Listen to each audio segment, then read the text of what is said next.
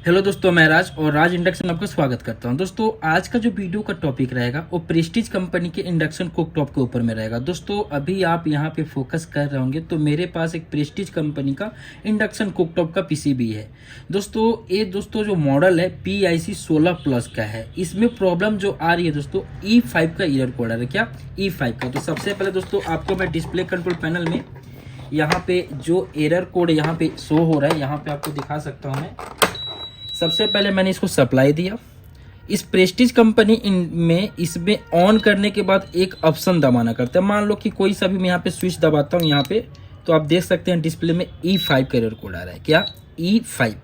अभी दोस्तों यहाँ पे अगर E5 का एरर कोड आता है तो सबसे पहले कौन सी सेक्शन की प्रॉब्लम होती है? अगर आप मान लो आपको जानकारी है तो उसी सेक्शन को रिपेयर करोगे। अगर आपको जानकारी नहीं है तो आपको मैं जानकारी के लिए बता देता हूं कि प्रेस्टीज कंपनी में अधिकतम 3 एरर कोड आते हैं। कितने? 3। नोट कर लो। सबसे पहले आता है E5। तो E5 जो होता है दोस्तों, आपको बताना चाहता हूं, हॉट एरिया। हमारे इंडक्शन कुकटॉप के पीसीबी में भी अगर हम पीसीबी को डिवाइड करेंगे तो 2 से 3 एरिया में डिवाइड होगा। पहला हॉट एरिया किसको बोलते हैं? इस साइड को बोलते हैं हॉट एरिया, जिधर आपको समझ लो हाई करंट रहता है, हाई वोल्टेज रहता है। आईजीबीटी सेक्शन को हॉट एरिया बोलते हैं। ओके। और 2 जो एरर कोड होता है दोस्तों, एक आता है E7 और एक आता है E8। वो आता है दोस्तों आपका जो यहाँ पे मेन AC सप्लाई होता है, जिसकी वोल्टेज अगर मान लो AC अगर कम हो या ज़्यादा हो, वो माइक्रो कंट्रोलर सेंस करती है दोनों AC। यहाँ पे समझ लो AC वोल्टेज को, लो वोल्टेज को भी सेंस करेगी, हाई वोल्टेज को सेंस करेगी। तो अगर ये एरिया में प्रॉब्लम आएगा, समझ लो पावर सप्लाई एरिया में, तो 2 एरर कोड आते हैं। एक आता है E7 और एक आता है E8। ओके। जो भी दोस्तों इसके ऊपर अगर मान लो प्रॉब्लम आएगा तो इसका भी मैं वीडियो बना दूंगा। पहला जो मेरा टॉपिक है वो E5 का है। तो सबसे पहले दोस्तों देखिए, यहाँ पे आपको मैं दिखाना चाहता हूँ, एक कोई टेक्नीशियन भाई इसको रिपेयर कर रहे थे। आईजीबीटी खराब था बता रहे थे, उन्होंने आईजीबीटी को चेंज किया। उसके बाद दोस्तों यहाँ पे उन्होंने 3 ट्रांजिस्टर, ओके, यहाँ पे 3 ट्रांजिस्टर को भी यहाँ पे खराब था। मैं तीनों ट्रांजिस्टर को उन्होंने रिप्लेसमेंट कर दिया। अब तीनों ट्रांजिस्टर को रिप्लेसमेंट करने के बाद में यहाँ पे फोकस कर रहे होंगे तो एक यहाँ पे 4148 का डायोड लगा रहता है। क्या? 4148 का डायोड लगाते हैं। यहाँ पीसीबी में दोस्तों लोकेशन के पास में यहाँ पे टाइप लिखा भी हुआ है। तो यहाँ पे डायोड भी खराब था, उन्होंने डायोड को भी चेंज कर दिया। अब आपको इंपॉर्टेंट बात बताना चाहता हूँ। देखिए, कोई सा भी इंडक्शन हो, कोई सा भी कंपनी का हो, इंपॉर्टेंट क्या होता है कि अगर मान लो कि हॉट एरिया यानी आईजीबीटी सेक्शन के तरफ की अगर प्रॉब्लम आती है, एरर कोड आती है, तो हम सबसे पहले क्या समझते हैं कि दोस्तों यहाँ पे आप देखते हो कॉइल का 2 पॉइंट होता है। एक कॉइल का 2 पॉइंट इसमें निगेटिव पॉजिटिव नहीं होता है, ना ही इसमें समझ लो उल्टा और सीधा होता है। इंपॉर्टेंट क्या होता है, हम बोल सकते हैं कि कॉइल के इधर से वोल्टेज यहाँ से इन होता है। क्या? इधर से वोल्टेज घुसता है, यहाँ से इन होता है, और इधर से वोल्टेज निकलता है, यहाँ से आउट होता है। आउट होने के बाद सीधे आईजीबीटी के कलेक्टर पे स्विचिंग होता है। ओके। तो सपोर्ट दोस्तों आपको बताना चाहता हूँ कि यहाँ पे अगर आप फोकस करेंगे, मान लो कि ये कॉइल का दोनों पॉइंट हो जाता है, ये यहाँ पे हम इसको इनपुट बोल सकते हैं, इसको आउटपुट बोल सकते हैं। लेकिन अगर आप कंफ्यूज हो तो आपको ये भी क्लियर करना चाहता हूँ कि इनपुट इसको भी बना सकते हो और आउटपुट इसको भी बना सकते हो। ये आपके ऊपर डिपेंड करता है कि किसको इनपुट बनाओगे, किसके आउटपुट बनाओगे। क्लियर? अब देखिए, ये हमारे पास 2 कॉइल का पॉइंट हो गया। हम अपने दोनों हाथ से यहाँ पे हम पकड़े हैं ना। तो अगर हम दोनों हाथ से पकड़े, अगर दोनों हाथ से पकड़ने के बाद में अगर हम मान लो कि यहाँ पे ऐसे कर रहे हैं तो हमारे माइंड में कुछ ना कुछ चल रहा होगा। हम इसको भी अपने यहाँ से करेंगे तो हमारे माइंड में कुछ ना कुछ चलेगा। तो इम्पोर्टेंट क्या होता है कि दोनों पॉइंट पे वोल्टेज, यहाँ पे भी 330 वोल्ट डीसी होता है और यहाँ पे भी 330 वोल्ट डीसी होता है। ये दोनों पॉइंट का वोल्टेज, ये माइंड, जो इंडक्शन का माइंड होता है, माइक्रो कंट्रोलर, क्या? Micro controller. ये माइक्रो कंट्रोलर सेंस करता है क्या कि कॉइल के इनपुट और कॉइल के आउटपुट पे वोल्टेज है या नहीं है, सेंस करेगा। सेंस करने के बाद में एग्जांपल के लिए आपको बता रहा हूँ, मान लो कि इस आईसी के 16 पिन का आईसी है। 16 पिन आईसी में 2 पिन आपका समझ लो, यहाँ पे अगर बताना चाहता हूँ तो मैं एग्जांपल के लिए, मैं ये नहीं बताऊंगा कंफर्म। आईसी के 1 नंबर पिन पे दोस्तों एक कॉइल का इनपुट का जो भी यहाँ पे वोल्टेज है, 1 नंबर पिन का काम है कॉइल का इनपुट वोल्टेज को सेंस करना, यानी उसको यहाँ पे कैच करना, सेंस करना। और 2 नंबर पिन आईसी का 2 नंबर पिन का हो जाएगा कि कॉइल के आउटपुट पे कितना वोल्टेज है, इसको यहाँ पे सेंस करना, नहीं इसको 2 नंबर को भी पता चलना चाहिए कि कॉइल पे कितना वोल्टेज है कॉइल के आउटपुट पे। ये 2 पिन का यहाँ पे काम हो गया। अब दोस्तों यहाँ पे जो तीसरा पिन यहाँ पे आप देख सकते हो, तीसरा पिन से यहाँ से पल्स विथ मॉड्यूलेशन, यानी पल्स विथ मॉड्यूलेशन क्या होता है, जो हम यहाँ पे आईजीबीटी को गेट को स्विचिंग कराते हैं, ये आईसी डिसाइड करता है कि कितने टाइम इसको ऑन करना है, कितने टाइम ऑफ करना है और कितना फास्ट कराना है। ये क्या डिसाइड करता है, ये आपका माइक्रो कंट्रोलर डिसाइड करता है। तो इसका जो तीसरे नंबर पिन से यहाँ से जाता है, पहला दूसरा जब तक सेंस करेगा फिर तीसरे नंबर से यहाँ से निकलेगा। क्लियर, बाकी इसका और डिटेल्स आपको बता दूंगा। अब सबसे पहले हम सब चेक करेंगे। देखिए हमको भी पता नहीं है कि कितना वोल्टेज आता है, कॉइल का इनपुट यहाँ पे 330 वोल्ट तो डीसी पता है 300 से लेकर 350 वोल्ट तक, लेकिन एक नंबर पिन पे कितना वोल्टेज आएगा ये हमको नहीं पता है, कितना ड्रॉप वोल्टेज लेगा ये हमको नहीं पता है। हम सबसे पहले इसको सप्लाई देते हैं। क्लियर, मल्टीमीटर दोस्तों आप ले सकते हो, कोई सा भी ले सकते हो, डीसी में सेलेक्ट कर सकते हो और निगेटिव दोस्तों कहीं से भी ले सकते हो, कोई दिक्कत नहीं है। हम सबसे पहले कॉइल का जो इनपुट हम आपको बोला हूं, कॉइल का इनपुट पे चेक करेंगे 322 वोल्ट डीसी आ रहा है। ओके, और ये कॉइल के इनपुट ऐसे हमारा जा रहा है वोल्टेज, ये दोस्तों यहाँ से घूम के जलेबी टाइप में घूम के फिर ऐसे निकल के और यहाँ पे आ रहा है। तो यहाँ पे भी देख सकते हैं 322 हो रहा है, कोई दिक्कत नहीं है, दोनों पिन पे है, ये दोनों पिन तो वोल्टेज है।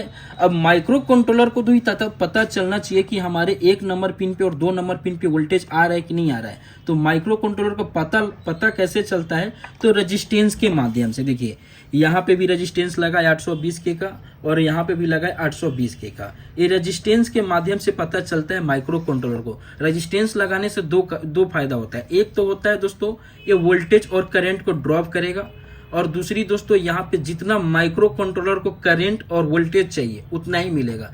आपको पता होगा कि हमारा जो माइक्रो कंट्रोलर है ये आपका समझ लो 5 वोल्ट, अधिकतम 5 वोल्ट से ज़्यादा नहीं होना चाहिए, या इसको चलने के लिए सबसे पहले 5 वोल्ट हो या कहीं से भी 5 वोल्ट से ज़्यादा नहीं होना चाहिए।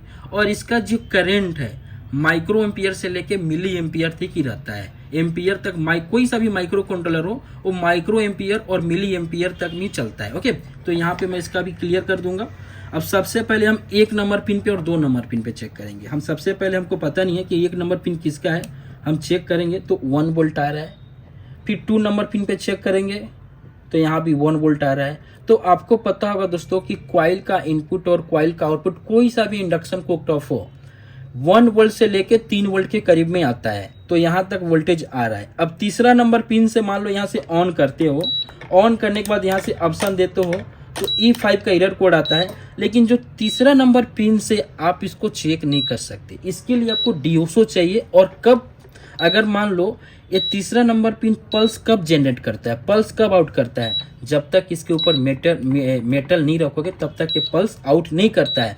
पहली बार तो आईजीबीटी यहाँ पे एक बार चार्ज हो जाता है, समझ लो, यानी एक बार इसको पल्स मिल जाता है और इसमें एक बार यहाँ पे बन जाता है, उसके बाद कंटिन्यू तीसरे नंबर पिन से इसका पल्स आउट होता है। वो भी क्या डिसाइड करता है, एक कॉइल का इनपुट और कॉइल का आउटपुट। इसका भी मैं एकदम क्लियर वीडियो बना दूंगा कि कैसे काम करता है। अब हम सबसे पहले अपने टॉपिक पे चलते हैं। E5 को दूर करना है तो यहाँ पे हम क्या करेंगे, सबसे पहले निगेटिव रखा, ये जो पल्स विथ मॉड्यूलेशन एरिया है यहाँ पे दोस्तों 18 वोल्ट आता है। तो सबसे पहले हम 18 वोल्ट ट्रांजिस्टर के यहाँ पे कलेक्टर, तो यहाँ पे दोस्तों ट्रांजिस्टर के कलेक्टर पे भी चेक कर सकते हैं। तो नॉर्मली ये हमारा कलेक्टर पिन हो गया, तो यहाँ पे हम चेक करेंगे तो 18 वोल्ट आ रहा है। ओके, अब यहाँ पे दोस्तों इसको VCC सप्लाई 18 वोल्ट मिल गया। अब ये पल्स आ रहा है कि नहीं आ रहा है हम इसको पता नहीं कर सकते, लेकिन दोस्तों आपको यहाँ पे बताना चाहता हूँ, देखेंगे सबसे। अब दोस्तों यहाँ पे आप फोकस करेंगे। सबसे पहले दोस्तों यहाँ पे क्या होता है, 2 ट्रांजिस्टर आप देखते हो यहाँ पे, दोनों ट्रांजिस्टर के एमीटर से, मान लो PNP ट्रांजिस्टर का एमीटर है, NPN ट्रांजिस्टर का एमीटर है, तो दोनों ट्रांजिस्टर के एमीटर से दोस्तों यहाँ पे करंट पास होता है। सबसे पहले दोस्तों जो भी यहाँ पे पल्स विथ मॉड्यूलेशन होता है पास होता है। सबसे पहले दोस्तों यहाँ से हम ट्रैक करते हैं, ये वाला ट्रैक है, और यहाँ पे जाते हैं। कोई सा भी आप इंडक्शन कुकटॉप उठा के देखोगे तो डायरेक्ट एमीटर से यहाँ और IGBT को गेट को नहीं जोड़ता है। कोई सा भी इंडक्शन लो, बीच में कोई ना कोई कंपोनेंट, कोई ना कोई क्या का मतलब यानी रेजिस्टेंस लगा ही रहता है। तो सबसे पहले दोस्तों देख सकते हैं, तो हम यहाँ पे देखते हैं तो ये आपका यहाँ एमीटर हो गया और ये एमीटर हो गया, दोनों का एमीटर हो गया। अब यहाँ से दोस्तों हम यहाँ पे जाएंगे तो सबसे पहले यहाँ पे एक रेजिस्टेंस लगा है। जो रेजिस्टेंस दोस्तों यहाँ पे लगा है, लोकेशन नंबर आपको दिखाऊंगा तो 826 है, और रेजिस्टेंस के पास में आप देखेंगे तो 30 यानी 30 लिखा हुआ है। तो दोस्तों इस पीसीबी में खासियत क्या है, लोकेशन नंबर जहाँ पे लिखा है वहाँ पे इसकी वैल्यू भी लिखी हुई है। अभी एग्जाम्पल के लिए आपको मैं यहाँ पे दिखाना चाहता हूँ। देखिए यहाँ पे देख सकते हैं लोकेशन नंबर R14, यहाँ पे 10 के लिखा हुआ है। यहाँ पे आप फोकस करेंगे।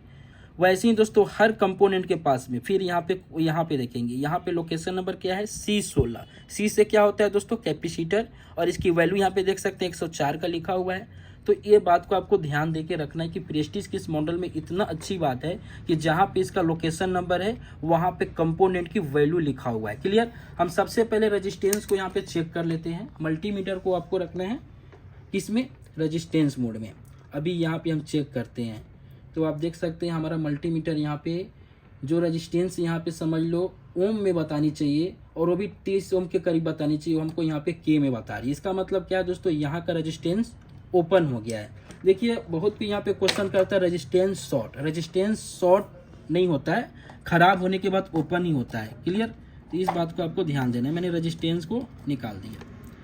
अब यहाँ पे दूसरी क्वेश्चन इंपॉर्टेंट क्या आएगी, देखिए आपको यहाँ पे बताना चाहता हूँ।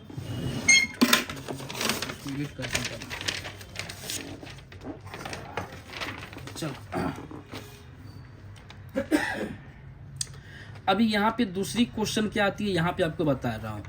IGBT का समझ लो, मैंने यहाँ पे आपका IGBT बना दिया।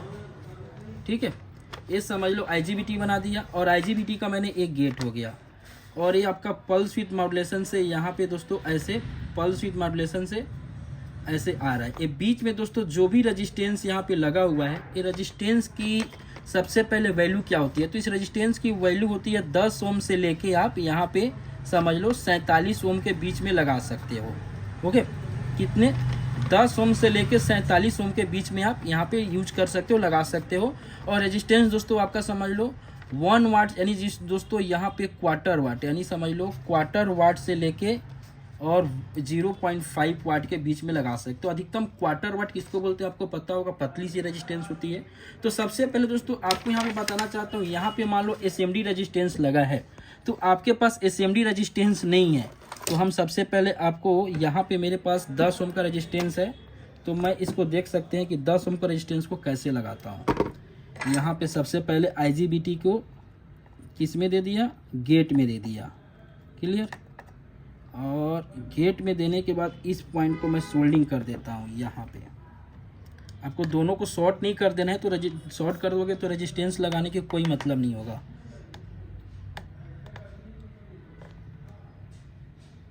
ये मेरा हो गया, और इसको मैं कट कर दिया।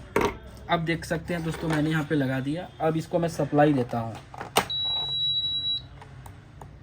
यहाँ से ऑन करता हूँ और यहाँ से ऑप्शन दे, यहाँ पे देख सकते हैं अब E0 की एरर कोड आ रही होगी। ओके, अब इसके ऊपर मैं मेटल रखता हूँ मैं, तो अब मेटल को यहाँ पे सेंस भी करेगा। आप देख सकते हैं मेटल को सेंस कर रहा है। अब मैं इसको डायरेक्ट करके एक बार हीटिंग करके दिखा देता हूँ।